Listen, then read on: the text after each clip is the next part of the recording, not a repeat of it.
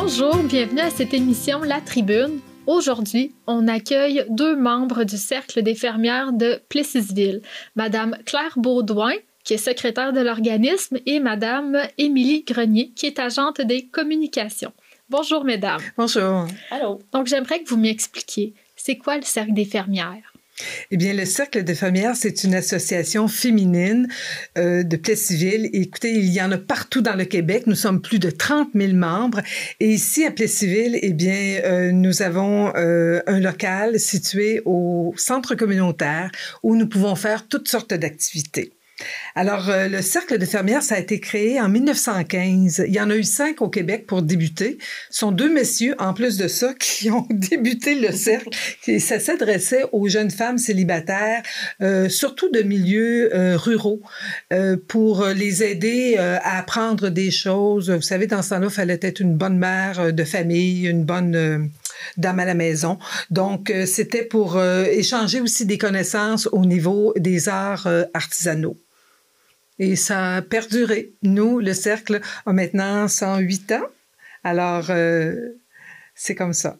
Et qu'est-ce qu'on peut apprendre au Cercle des fermières? Eh bien, tout d'abord, nous avons les arts artisanaux, le tissage, la couture, le tricot, la broderie. La broderie, oui, c'est très intéressant.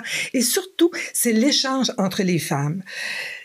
On parle d'acquérir des connaissances, eh bien, il y a des gens qui nous les donnent. Donc, on apprend à les connaître. On a des réunions mensuelles aussi auxquelles participent les membres. Et vraiment, c'est très intéressant. Il y a des conférences qui se donnent là. On fait des ateliers, des démonstrations. Donc, c'est une communauté qu'on se crée et on va faire des choses ailleurs aussi avec d'autres organismes. C'est très intéressant au niveau de cette participation-là, cette connivence. Là, j'ai 2 questions à vous poser. C'est quoi votre implication auprès de la communauté et des organismes? Et en même temps, j'aimerais que vous parliez aussi des valeurs du Cercle des fermières. Est-ce que tu y vas avec les valeurs? Ben, tout à fait. Je peux y aller avec les valeurs. Les valeurs, depuis le tout début, dans les cercles des fermières, c'était vraiment d'aider surtout les femmes, si on veut, mais également les familles, pour ceux qui avaient peut-être plus de besoins au niveau socio-économique. Donc, sortir de la maison pour, comme Claire le disait, apprendre, oui, des techniques, savoir bien tenir maison, mais c'était aussi pour venir offrir un soutien à ces femmes-là. C'est important de pouvoir transmettre tout le savoir qui est souvent associé à, on va dire, au début des années 1900, là, tu sais, le tissage, puis tout ça. Avant, c'était très répandu. C'était pas rare qu'il y avait une femme qui avait un métier à tisser dans la maison. Maintenant, on n'en a plus autant, donc c'est important de garder ce patrimoine culturel-là. Le Cercle des fermières a cette mission-là de transmettre les valeurs, de garder le patrimoine. Donc, à ce moment-là, c'est important pour nous, en tant que fermières, de démontrer le respect envers les autres en transmettant ces connaissances-là. Puis aussi d'être très inclusive lorsqu'on est dans le local, lorsqu'on a des rencontres entre les fermières. Donc, on a ces valeurs-là. Ça marche. Puis l'implication auprès de la communauté avec aussi vos partenariats avec les différents organismes de la région. Tout à fait. Alors, nous, il y a des activités auxquelles on tient énormément. J'en cite une, entre autres, le Marathon de l'Espoir. L'Œuvre du partage organise à chaque année, au début du mois de décembre, le Grand Marathon de l'Espoir qui est offert à toute la population. En fait, il ramasse de l'argent pour aider les gens démunis qui ont besoin. Alors, nous, les fermières, depuis presque 25 ans, nous collaborons au Marathon de l'Espoir et nous faisons des pièces artisanales que nous vendons. Tous les profits sont remis au marathon. Et c'est le temps de mieux connaître les fermières en voyant ce que nous exposons et ce que nous vendons. Donc, c'est une de nos belles réalisations.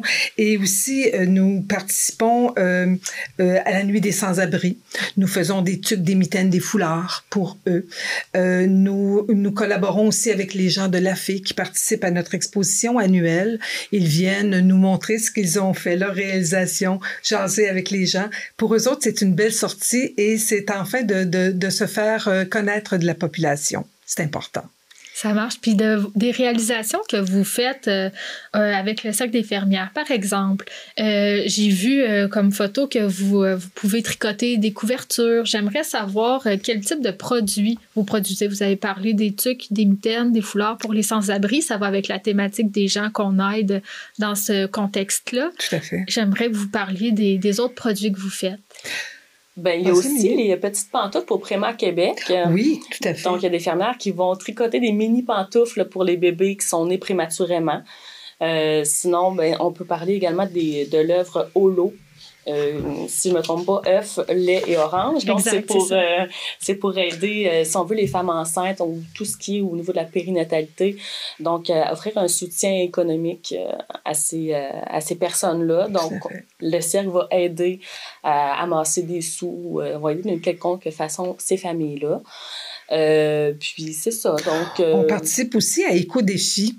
L'an dernier, on a commencé notre collaboration avec eux. En fait, on a invité la population à nous donner des boutons, des tissus, toutes sortes de choses qui ont rapport avec l'artisanat. Et savez-vous, on en avait des boîtes et des boîtes. Alors, vraiment, la population a bien répondu. Mais cette année, on va faire une offensive encore meilleure. Alors, ça nous tient à cœur, cet aspect-là de l'environnement, protéger l'environnement. Ça fait partie de nos valeurs. Avez-vous des projets que vous avez en tête pour créer à partir de ces matières-là qui vous ont été données? Cette année, on a fait des manchons. On a reçu une demande du CHSLD Le Tilleul et on a fait des manchons sensoriels pour les personnes âgées. Et ces manchons ont tous été faits avec des matières recyclées, d'anciens boutons, des fermetures éclairs, toutes sortes de petites choses qu'on a cousues très solidement sous les manchons et sur le manchon à l'extérieur. Alors, ce n'est qu'un exemple de mille et une choses qu'on fait avec les matières à recycler. Tout dépendant des organismes qui vous contactent, j'imagine, parce que ils ont un besoin et vous répondez en termes de main-d'œuvre, j'imagine. Tout à fait.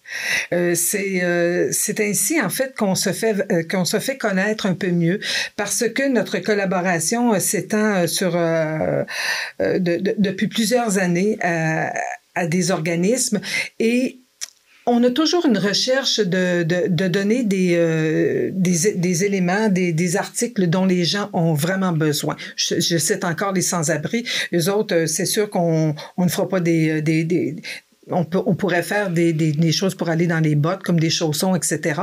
Mais on est plutôt axé sur l'extérieur, les tuques, les mitaines, les foulards. En tout cas, cette année, là, c'est ce que nous allons faire. Et je crois que notre collaboration va pouvoir s'étendre avec les années aux nouveaux besoins. On verra. Puis, dans le terme cercle des fermières, il y a le mot fermière. Et la plupart ne sont pas fermières. Pourquoi ne pas avoir appelé l'organisme cercle des femmes à la place? Bien, on a voulu quand même toujours garder ces racines-là. Que le cercle avait été créé au départ pour le milieu rural. Et ensuite de ça, la ville s'est amenée, les municipalités, les villages dans le temps, qu'on les appelait, se sont greffés au cercle de fermières. Donc, ça s'est ouvert à toutes les femmes de tout acabit, de tout genre, comme on dit. Et ces racines-là, je pense que les fermières y croient. Et nous, on a dépassé le fait qu'on puisse attribuer le mot fermière au niveau rural. C'est vraiment maintenant autant citadin que rural. Alors, et ça s'adresse à toutes les femmes de 14 ans et plus. En plus, on a toutes les générations qui en font partie. C'est intéressant. Oui, fait j'allais vous demander, c'est quoi les activités que vous offrez pour permettre le transfert intergénérationnel et amener les jeunes à s'intéresser à l'organisme? Bien, on a les activités intergénérationnelles. D'ailleurs, Émilie peut vous en parler. Effectivement. Oui, ben, c'est ça, les activités intergénérationnelles, ça se passe au 2e étage de la bibliothèque à Plessisville. C'est ce qui m'a initiée au monde du cercle des fermières. au début. Donc, je suis allée avec une de mes filles parce qu'elle avait de l'intérêt pour tout ce qui se fait main. Donc, ça m'intéressait parce que je voyais qu'il y avait une connexion entre deux générations, si on veut. Puis, c'est important. Comme je le mentionnais, c'est important pour moi tout ce qui est au niveau traditionnel, au niveau de transmission des savoirs. Donc, c'est extraordinaire de voir à quel point les enfants sont émerveillés de voir qu'ils peuvent réaliser quelque chose d'eux-mêmes. Donc, cette activité-là, on s'inscrit tout simplement à l'activité intergénérationnelle. Puis, à ce moment-là, il y a des fermières qui sont présentes pour expliquer ce qu'on fait comme projet. Donc, on peut penser à des petits lapins de Pâques, des bonhommes de neige, encore là, à partir de matériel recyclé. Oui. Donc, tu sais, ça vient rejoindre plusieurs éléments, non seulement pour l'art, mais aussi le recyclage. Donc, tu sais, de montrer qu'avec des choses à la maison, on peut faire des choses extraordinaires, de créer. Donc, c'est ça, l'enfant repart avec sa création à la fin de l'atelier. Puis, c'est ça, c'est une activité qui est vraiment populaire, là. Tout à fait. Ça se passe à la bibliothèque de Plessisville. Oui. Dans le fond, une de vos missions, c'est de rendre la création accessible. Absolument. Et ensuite, vos autres activités, vous faites beaucoup à faire avec la bibliothèque, hein? Ben, la bibliothèque, en fait, elle nous offre la salle au 2e étage. Elle nous offre aussi le fait du contact avec les écoles. C'est ce pourquoi c'est plus facile pour nous d'avoir la collaboration de familles qui viennent à nos activités. On en a 4 quand même par année. Donc, on a besoin de gens. Ils répondent bien et tout ça, c'est très positif. Ouais. Qu'est-ce qui s'en vient pour les fermières en termes d'exposition, d'événements, d'activités financières, d'activités de financement, pardon? Oui, c'est ça. Alors, à la fin du mois d'avril, les 28 et 29 avril, donc vendredi 28 et samedi 29 avril, nous serons au centre communautaire, dans une des grandes salles en haut. C'est notre exposition annuelle. Des ateliers, des démonstrations, un coin bistrot. Un coin bistrot. Avec des petites bouchées là, que les fermières auront concoctées, un coin café pour jaser, etc. Et surtout, la vente de nos produits. Alors, on va avoir des belles tables avec toutes les pièces qui auront été fabriquées par les fermières durant l'année. C'est vraiment magnifique. Les gens qui y vont sont étonnés du savoir-faire de nos fermières. Et aussi, ils vont pouvoir visiter le local. Les gens vont pouvoir s'inscrire aussi si elles sont intéressées. Et on se dit toujours, c'est l'amitié qui prévaut. Les gens vont sentir qu'il y a vraiment une collaboration et ce qu'on appelle le tissé serré des fermières, là. Vraiment, on le sent beaucoup à ce moment-là. Alors, depuis l'an dernier, nous collaborons aussi au Beer Carton. C'est une belle activité qui est ouverte à toutes les associations qui veulent y participer. Alors, nous, le Cercle des fermières, nous serons là le vendredi 14 juillet à compter de 16 heures. La vente de produits de fermières, discuter avec les gens de qui nous sommes, ce que nous faisons pour la population, ce que la population peut faire pour nous aussi, ce qui est intéressant. Et il y aura aussi les journées de la culture. C'est toujours à la fin du mois de septembre, donc cette année, ça va tomber le samedi 30 septembre. Nous serons au carrefour de l'érable de Plessisville et nous pourrons accueillir les gens. Il y a toujours des démonstrations, un petit atelier qui est fait pour la famille, surtout pour les enfants qui repartent avec un petit quelque chose qu'ils auront fabriqué. Et on collabore aussi à la Nuit des sans-abri. C'est sûr que ce n'est pas une activité de financement en tant que telle, c'est vraiment une activité pour aider les gens qui sont itinérants. Et on a le marathon d'espoir, c'est sûr, à chaque année.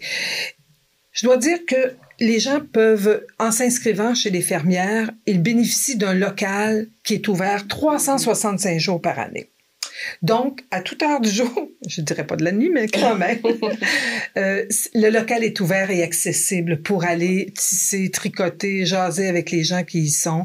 On a des réunions mensuelles aussi. Qui s'étale de février à novembre et qui porte surtout sur tout ce qui se passe dans le cercle, les activités qui sont à venir aussi. Nous faisons il y a des conférences qui sont données et qui portent sur toutes sortes de sujets qui concernent les femmes et qui sauront sûrement les intéresser. Il y a l'abonnement aussi à la revue L'Actuelle, 5 parutions par année. C'est une revue qui va parler, c'est sûr, des arts artisanaux, mais aussi de toutes les activités organisées par les cercles de fermières. Oui, puis c'est une revue qui est super agréable à consulter. Tu sais, personnellement, je fais pas encore beaucoup initié, si on veut, à l'art, mais il y a beaucoup de textes aussi sur la femme en général, sur qu'est-ce qu'on peut vivre comme situation dans notre vie de tous les jours. Donc, c'est vraiment super intéressant. Puis, on voit le contact avec les autres cercles également, de qu'est-ce qu'eux peuvent faire, qu'est-ce qu'ils font comme projet. C'est très motivant. Je trouve que ça crée un sentiment d'appartenance qui est non négligeable là, à ce niveau-là. Je vous sens, contrairement à ce que je pensais, impliqué dans la cause féministe. Vous avez des partenariats aussi avec la Maison des femmes, par exemple, pour continuer, parce qu'il ne faut pas oublier que le Cercle des fermières, c'est ça a été un moyen d'autonomiser la femme. Oui. Alors, j'aimerais savoir s'il y a des projets qui s'en viennent, par exemple, avec la Maison des femmes, ou est-ce qu'il y a... pouvez-vous nous parler un peu de ce partenariat-là?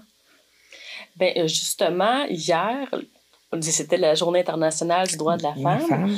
Il y avait un visionnement sur un documentaire fort percutant pour la place de la femme dans la société en général. Donc, il y avait un transport qui était offert, c'est sûr à la population, mais on en a parlé au sein du Cercle des fermières. Donc, tu sais, c'est de permettre cette accessibilité-là aux fermières d'aller à l'extérieur, de les accompagner là-dedans pour voir qu'il y a des outils qui sont offerts, il y a une réalité qui est là sur la condition de la femme, mais qu'on est capable ensemble de réaliser des grandes choses puis de se trouver des moyens pour s'entraider, se soutenir ensemble. Ça, que malgré les générations, la femme reste ce qu'elle est.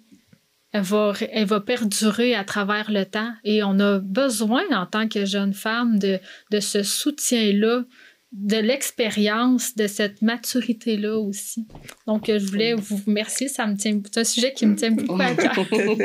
Puis, j'aimerais savoir aussi, c'est quoi votre parcours? On va commencer par Madame Claire Baudouin. Qu'est-ce qui vous a amené à vous impliquer dans le Cercle des fermières? Mais moi, j'étais beaucoup impliquée au niveau des arts visuels dans la région de l'Érable. J'organisais en collaboration avec la MRC, j'ai participé à l'organisation de beaucoup d'expositions. Et à un moment donné, j'ai pensé, vu que c'était le 100e anniversaire en 2015 du Cercle de fermières de Plessisville, je me suis dit, tiens, on va organiser une grande exposition.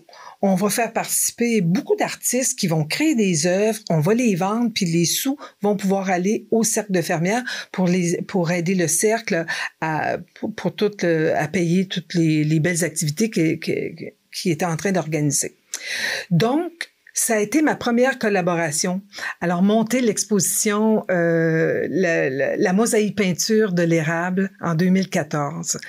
56 artistes y ont participé. Le Cercle des fermières a vendu aux entreprises de la région qui ont été mises à contribution et toutes les toiles ont été vendues. Donc, après ça, je me suis dit, Sainte, vraiment là, j'ai appris ce qu'était le Cercle de fermières, ce que les femmes y faisaient, ça m'a plu et je me suis dit, à ma façon, parce que moi je ne tisse pas, mais à ma façon, je vais participer et je suis devenue très rapidement secrétaire du Cercle.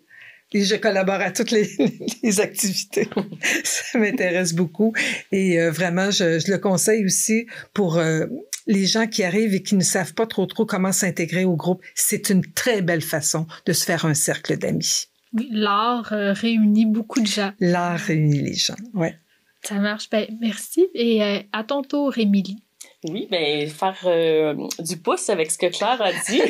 Moi, je n'avais pas vraiment de notion à ce niveau-là, artistique, là, si on veut, plus art textile. Puis, je pensais que les fermières, c'était des personnes âgées. Tu sais, je me suis dit, c'est pas ma place. Mais j'ai connu à travers certaines bénévoles à la bibliothèque de Plessisville, j'ai connu certaines personnes qui étaient fermières. Puis je me suis dit, coudonc, je peux m'inscrire, je pense. Donc, à ce moment-là, je me suis inscrite. parce que je voulais apprendre à tricoter, à coudre. Puis là, éventuellement, je me suis rendu compte que la broderie m'intéressait également. Puis je trouvais ça vraiment important de pouvoir montrer aussi à mes filles que même si on n'a pas de connaissances dans un domaine, on est capable de prendre position là-dedans, on est capable de faire des actions, de poser des actions pour apprendre des choses, pour se trouver des amis, pour se trouver, tu sais, le cercle des fermières, c'est un cercle, je trouve que ça a vraiment un beau lien avec qu'est-ce qu'on peut tisser comme lien avec les gens. C'est ça. Puis, j'ai assisté à une rencontre mensuelle. Puis à ce moment-là, on m'a demandé est-ce que tu peux t'impliquer au niveau du conseil d'administration. Puis moi, ça me faisait peur un peu parce que je connaissais pas ça. Mais j'ai dit on y va avec ça. Puis j'ai appris. Tu sais, c'est du travail, c'est certain, mais on dirait que c'est un moteur aussi. Tu sais, ça nous montre à quel point on apprend tellement de choses extraordinaires, ça nous donne confiance en soi. Confiance en soi et le goût de s'impliquer dans la société. Oui. On a une place à prendre. Vraiment. Absolument. Si on n'est pas obligé de faire partie du CA non plus. On n'est pas obligé de faire tout ça, tu sais, mais je trouve que ça nous permet de s'outiller là, d'une façon extraordinaire, puis c'est tellement accessible là, on n'est pas obligé de faire tous les ateliers, de faire tous les cours qui se donnent, mais on a une panoplie d'activités qui sont accessibles là, pour nous. Wow! Je suis contente d'entendre tout ça. Et je vais vous demander, je vais vous offrir la parole en vous offrant le mot de la fin afin de rejoindre la population à s'intéresser davantage au Cercle des fermières. Ben, je peux y aller avec des slogans, si on veut. C'est sûr que les cercles des fermières ont des slogans à chaque année. Puis c'est souvent en rapport avec l'art. Donc, tu sais, on parle de tisser serré. On peut dire dans le cercle des fermières, on crée des liens de découverte, des liens de partage et d'accomplissement qui sont tissés serrés.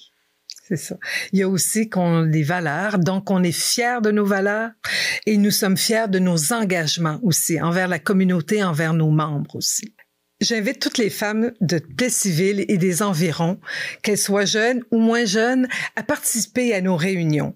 Elles ont lieu tous les 3e mercredis de chaque mois, à compter de 19h au centre communautaire. Merci. Merci les filles. Merci beaucoup.